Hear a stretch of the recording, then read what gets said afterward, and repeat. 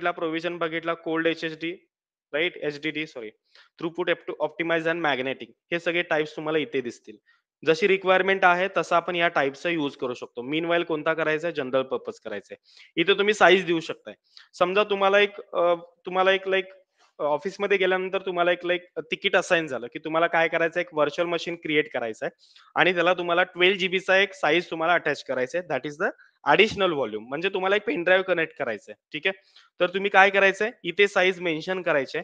समजा इथे मला 12 जीबी, इथे अप टू द कुठेपर्यंत यूज करू शकतो आपण, मिनिमम मॅक्सिमम, मिनिमम 1 जीबी आणि मॅक्सिमम 16,384 जीबी पर्यंत आपण काय करू शकतो, ही साईज आपण अटॅच आय मीन क्रिएट करू शकतो. मला आता काय करायचंय, आपल्याला एक रिक्वायरमेंट भेटली की 12 जीबी पर्यंत आपल्याला एक व्हॉल्यूम आपल्याला कनेक्ट आय मीन क्रिएट करायचं आहे आणि त्याला आपल्याला आपल्या EC2 इन्स्टन्सला कनेक्ट करायचं आहे. ठीक आहे.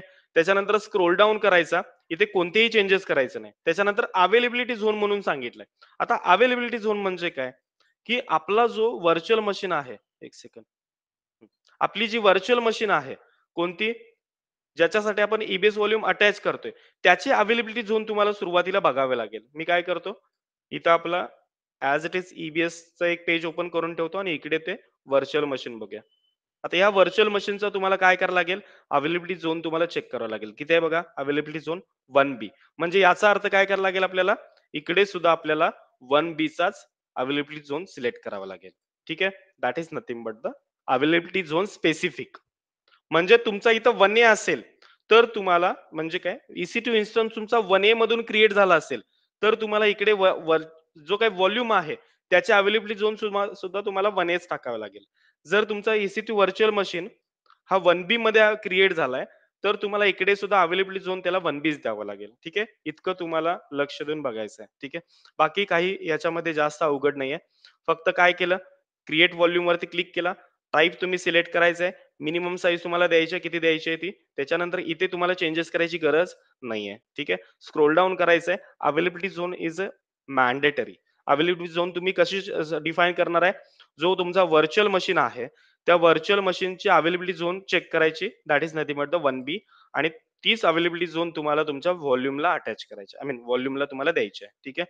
Then scroll down, just click on the create volume. ठीक आहे. एकदा रिफ्रेश करून घेऊया. हं, हं, हं, हं. ठीक आहे. इथे तुम्हाला दिसणार नाही मे बी. दिसायला तर पाहिजे. येस. आता याच्यामध्ये बघा, बाकीच्या सगळ्या ज्या आहेत 8 जीबी आहेत. ह्या 8 जीबी काय आहेत रे? मला सांगा, 8 जीबी काय आणि 12 जीबी काय? याचा दोन्ही मधला फरक काय? हं. सर 8 GB हा डिफॉल्ट स्टोरेज आहे आणि 2 GB ॲडिशनल स्टोरेज आहे. Right. 8 GB is a route volume. Default storage आहे तो. आणि 12 जीबी कोणता आहे? ॲडिशनल स्टोरेज आहे. राइट? सो हे 8 जीबी जिथे-जिथे आहे तिथे लक्षात घ्यायचं की इथे लायनक्स व्हर्चुअल मशीन आहे आणि त्या लायन्स व्हर्चुअल मशीनचा हा एक डिफॉल्ट स्टोरेज आहे. आपण काय केला, 12 जीबीचा एक ॲडिशनल व्हॉल्यूम तुम्ही क्रिएट केलाय. इकडे थोडंसं हलकसं स्क्रोल डाउन करायचंय. इकडे बघा. सगळे जे आहेत बाकीचे, हे सगळे इन यूज मध्ये आहेत. फक्त 12 जीबी मध्ये 12 जीबी वाला काय आहे? अवेलेबल मध्ये. आता त्याला काय करायचंय तुम्हाला? तुमचा जो व्हर्चुअल मशीन आहे, कोणता वाला? हा व्हर्चुअल मशीन. तुम्हाला जी रिक्वायरमेंट भेटली होती, की या व्हर्चुअल मशीनला तुम्हाला ॲडिशनल 12 जीबी अटॅच करायचंय. ठीक आहे. या व्हर्चुअल मशीनचा आता साईज किती आहे रे? आता साईज 8 जीबी आहे. ती कशी बघितली आपण? त्याला ऍक्सेस केला. कुठे ऍक्सेस केला? मोबाईल सिस्टम वरती. आणि LSBLK नावाची कमांड तुम्ही रन केला. ठीक आहे. क्लिअर. LSBLK, LSBLK केला. याच्यामध्ये XVDA बघा किती दिसतो तुम्हाला? 8 जीबी दिसतो. राईट. आता तुम्हाला काय करायचंय, याच्यामध्ये तुम्हाला 12 जीबीचा आणखीन एक काय करायचंय, एक्सटर्नल स्टोरेज तुम्हाला कनेक्ट करायचंय. त्याच्यासाठी just click on the virtual machine. याला कनेक्ट सॉरी, याला सिलेक्ट करा. याच्यानंतर इथे तुम्हाला ऍक्शन नावाचा एक टॅब दिसतो. याच्यामध्ये जायचंय. याच्यामध्ये तुम्हाला सिक्युरिटी दिसतो. एक सेकंड, सिक्युरिटी मध्ये पण नसेल. हा, मॅनेज क्लाउड वॉच EC2. एक second guys, let me check first. Network.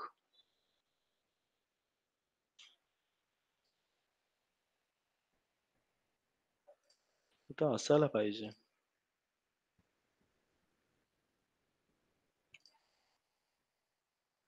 Detach network, image template.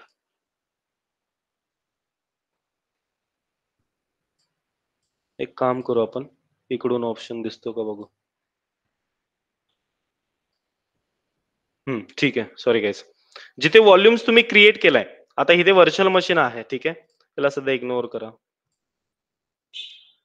इकडे तुमचा जो सॉरी व्हॉल्यूम जो तुम्ही क्रिएट केलाय 12 जीबीचा, त्याला तुम्हाला सिलेक्ट करायचा आहे. त्याच्यानंतर ऍक्शन वरती जायचं आहे आणि इथे बघा अटॅच व्हॉल्यूम नावाचा एक ऑप्शन आहे, याच्यावरती क्लिक करायचं आहे.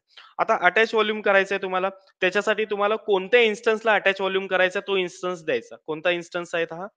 व्हर्च्युअल मशीन आहे. इकडे यायचंय, इन्स्टन्सला जायचंय, इथे तुम्ही सिलेक्ट करायचंय. कोणता इन्स्टन्स बघा, रनिंग मध्ये एकच इन्स्टन्स आहे, त्याच्यामुळे तो एकच इन्स्टन्स दाखवेल. रनिंग मध्ये 10 इन्स्टन्स असते तर इथं 10 इन्स्टन्स दाखवला असतात. त्याच्यामधलं तुम्हाला कोणत्या इन्स्टन्सला एक्सटर्नल स्टोरेज अप्लाय करायचंय तो इन्स्टन्स तुम्हाला सिलेक्ट करायचा आहे. ठीक आहे. इथे व्हर्च्युअल मशीन आहे बघा, हाच व्हर्च्युअल मशीन कोणता आहे, हा वाला, तो वाला तुम्हाला इकडे सिलेक्ट करायचा आहे. ठीक आहे. इथे वाटलंच तर इथे सिलेक्ट करा. ठीक आहे. Just click on their. हा बाकीचे पण दिसतंय, सॉरी गाईज. पण हे स्टॉप मध्ये आहेत. ठीक आहे. हा रनिंग मध्ये आहे. याच्यावरती क्लिक करायचंय. त्याच्यानंतर डिव्हाइस नेम ऑलवेज कोणता ठेवायचा बघा, XVDF SDF, एक सेकंड, SDF एक आहे, SDK, हा वाला, हा वाला ठेवा. ठीक आहे. SDF. ठीक आहे. रिकमेंडेड दिलेत, कोणत्याही ठेवू शकताय, बट मॅक्सिमम याचाच यूज करतात, डेव SDF. ठीक आहे. याला क्लिक करायचंय.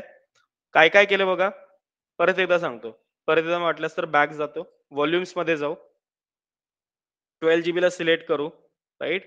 ऍक्शन मध्ये जायचंय, अटॅच व्हॉल्यूम्स वरती क्लिक करायचंय, EC2 इन्स्टन्स सिलेक्ट करायचा जो रनिंग मध्ये आपला व्हर्च्युअल मशीन, स्क्रोल डाऊन करायचंय. डिव्हाइस नेम तुम्हाला कोणता घ्यायचा आहे, SDF वाला, डेव SDF. ठीक आहे. याला सिलेक्ट करायचंय, just click on the attach volume. ठीक आहे. Successfully attach volume, right, for instance, आणि इन्स्टन्स आयडी दिलाय तिथे. ठीक आहे. याच्यानंतर इकडे थोडस स्क्रोल करा. याच्यामध्ये काय दिसतो बघा, मगाशी कोणता होता, अवेलेबल मध्ये होता, आता कशामध्ये आहे, इन यूज मध्ये दिसतोय. ठीक आहे. याचा स्टोरेज तुम्हाला कुठे चेक करता येईल, इथे यायचं आहे तुम्हाला, आपला जो व्हर्च्युअल मशीन ऍक्सेस केला होता मोबाईल स्ट्रीम वरती, आणि त्याला LSBLK करायचं आहे. Just click on the enter.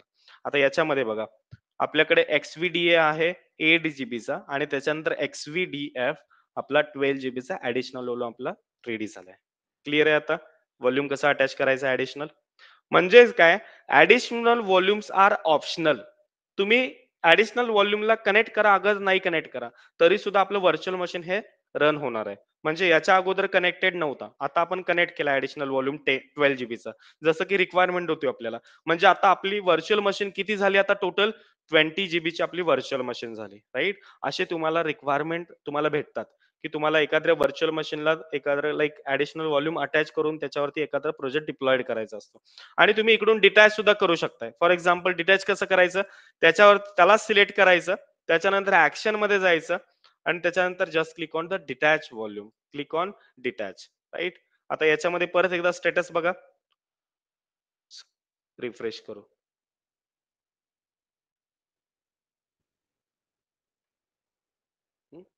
Detach, detach इथं अवेलेबल, येस, दिसतंय का available.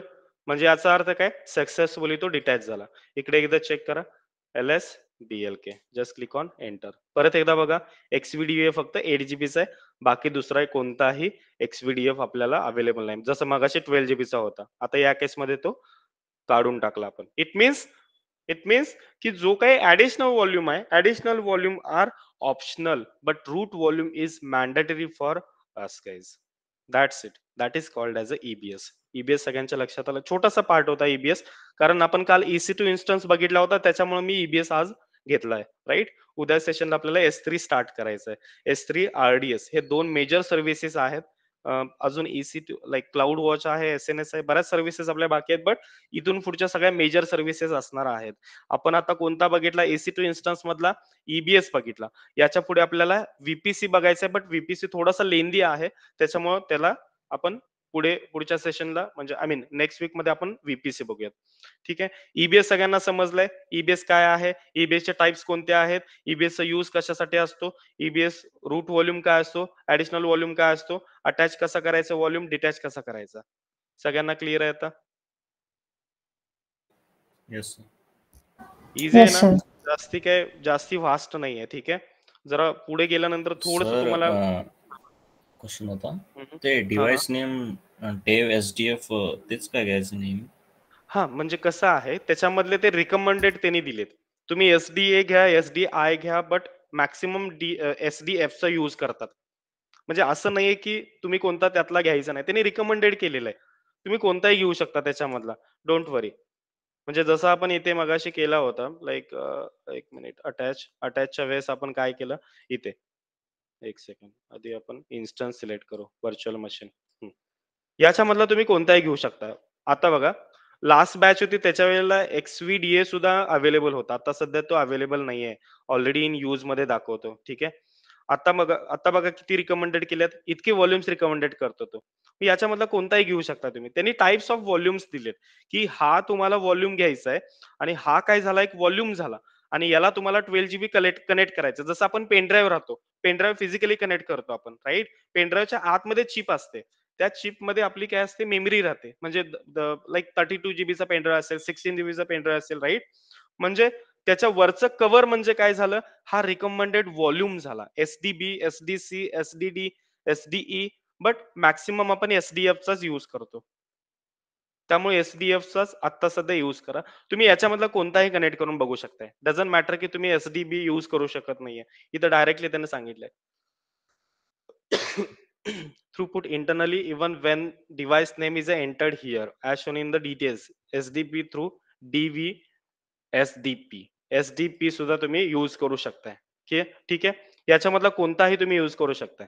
Don't worry about that. But maximum तुम्ही SDF चाच यूज करा. कारण हा मोस्ट रिकमेंडेड हा SDFच आहे व्हॉल्यूम. म्हणजे device name, sorry, device name आहे. आणि याच्यामध्ये आपला ऍडिशनल व्हॉल्यूम जो आहे तो याच्या थ्रू जाणार आहे. म्हणजे थोडक्यात काय आहे की आपल्या पेनड्राईव्ह मधला चिप म्हणजे आपला 12 जीबीचा जो काही मेमरी आहे ती, आणि पेनड्राईव्ह म्हणजे हा डिव्हाइस नेम असेल. म्हणजे डिव्हाइस नेम तुम्हाला माहिती आहे, तुम्ही एखादा पेनड्राईव्ह तुम्ही कनेक्ट करताय त्यावेळेला ऑटोमॅटिकली आपल्या ड्राईव्ह मध्ये बघा आणखीन एक ड्राईव्ह क्रिएट होऊन येतो आणि त्या ड्राईव्हला नेम सुद्धा ऑटोमॅटिकली त्याच्या थ्रू दिला जातो. तुम्ही स्वतःचा नेम सुद्धा त्याच्यामध्ये सेट करू शकता. हा डिव्हाइस नेम आहे. ठीक आहे. त्याचा काही जास्त हे नाहीये, याच्यामध्ये रोल नाहीये. फक्त तुम्ही कोणताही सिलेक्ट करू शकता. क्लिअर आहे? Yes sir. येस. ओके. अजून याच्यामध्ये काही डाऊट्स आहेत गाईज? एव्हरीवन? ईबीएस ची तुम्हाला थिअरी विचारली जाऊ शकते आणि ईबीएस चे तुम्हाला मॅक्सिमम टाइप्स विचारतात. ठीक आहे. एक सेकंड गाईज, मी तुम्हाला लायनक्स आणि याचे क्वेश्चन अजून दिले नाहीत ना.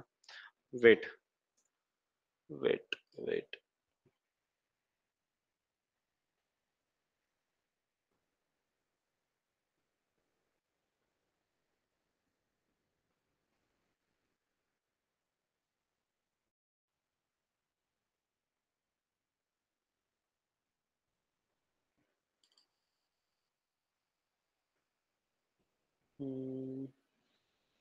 हे डेव्हऑप्स म्हणजे सगळेच इम्पॉर्टंट क्वेश्चन्स आहेत. याच्यामधलेच मी बाहेर काढून ठेवलेत लायनक्स आणि शेल स्क्रिप्टिंग. ठीक आहे. मी तुम्हाला पाठवून देईन. वेट. ठीक आहे. मी तुम्हाला लायनक्स आणि शेल स्क्रिप्टिंगचे पाठवून देईन. AWS चे सगळे सर्व्हिसेस झाले की AWS चे पाठवून. आता आपले AWS चे किती सर्व्हिसेस झालेत? पहिली EC2 झाली, दुसरी लाईक EBS. ठीक आहे. उद्या सेशनला मे बी आपण S3 स्टार्ट करू आणि त्याच्यानंतर RDS वगैरे स्टार्ट करूयात. टोटल आपले 12 प्लस सर्व्हिसेस असतील AWS मध्ये.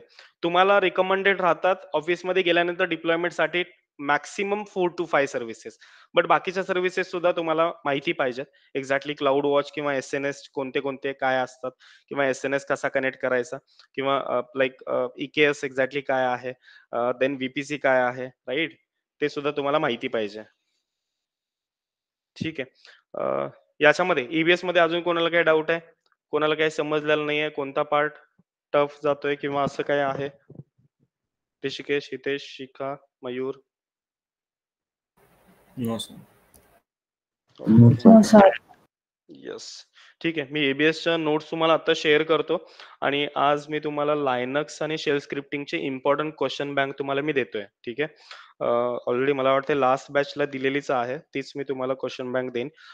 जसं आपलं टॉपिक्स पुढे-पुढे जातील, तसे तुम्हाला बाकीच्या टॉपिक्सचे इंटरव्ह्यू क्वेशन्स तुम्हाला प्रोव्हाईड केले जातील. ठीक आहे. मे बी मला वाटतं AWS आता कंप्लीट झाल्यानंतर AWS वरचे क्वेशन्स तुम्हाला दिले जातील. त्याच्यानंतर DevOps कंप्लीट झाल्यानंतर AWS विथ DevOpsचे तुम्हाला ॲडिशनल म्हणजे अटॅच क्वेशन तुम्हाला दिले जातील. ठीक आहे. सो त्याच्यामुळं जस्ट आतापासूनच तुम्ही ते काय करा, क्वेशन्स रीड करायला स्टार्ट करा. सर ड्युरेशन तर नाही वाढणार ना आपलं कधी मध्ये एखाद्या वेळेस सुट्टी वगैरे होते तर? नाही ड्युरेशन नाही वाढणार. Don't worry guys. कारण आय गेस मला वाटतं या वीकेंडला तरी आपल्याला प्लॅन करावाच लागेल. ज्या 1-2 सर्व्हिस आहेत, आता S3 बघा. S3 छोटीशी सर्व्हिस आहे. त्याच्यासोबत आपल्याला RDS सुद्धा घ्यायचे आहे. ड्युरेशन वाढणार नाहीये. तुम्हाला month of April I guess मला वाटतंय एप्रिल मंथ काहीतरी सांगितलंय ना तुम्हाला? एप्रिल मंथ मला वाटतं हा मिड कोणता आहे? एप्रिल किंवा मिड एप्रिल. हा कोणता चालू आहे आता? मार्च आहे ना? मार्च चालू आहे. ठीक आहे. नेक्स्ट वीकेंड पर्यंत म्हणजे 3 पर्यंत आपल्या सर्व्हिसेस खतम होतील AWSच्या.